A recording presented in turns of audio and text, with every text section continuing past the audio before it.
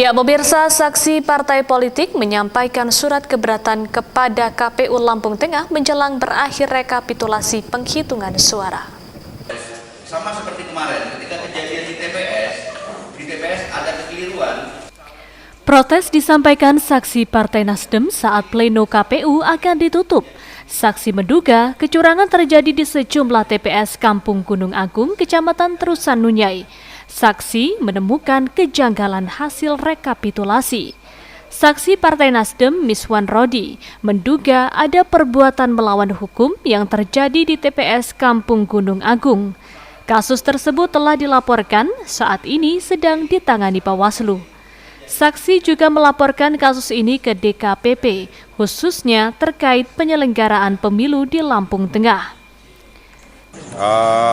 Kalau puas sih enggak ya, pasti KPU melakukan kesalahan besar dalam prosesi penghitungan ulang setelah dibuka kotak tadi ya, seperti yang terjadi di TPS 3 lah contoh. Tadi 2, 3, 4 saya contohkan di TPS 3, sebenarnya ini terjadi 2, 3, 4, 5, 6, 7 dan 9 Kampung Gunung Agung TPS itu. Tadi pada pertukaran kartu suara antara Dapil 5 dan Dapil 4. Tadi begitu saya contoh aja di Partai Golkar, caleg kabupaten dengan nomor urut 4 ya. Ada satu kesepakatan, bila ada satu maka dia akan dikembalikan ke suara partai. Ketua KPU Lampung Tengah Irawan Indrajaya menyatakan laporan yang disampaikan saksi merupakan hak setiap orang. KPU siap memberi klarifikasi terkait laporan yang terjadi di TPS Kampung Gunung Agung. Ada persoalan-persoalan yang menyangkut dengan persoalan di TPS di Kampung Gunung Agung, kalau nggak salah ya, Kampung Gunung Agung.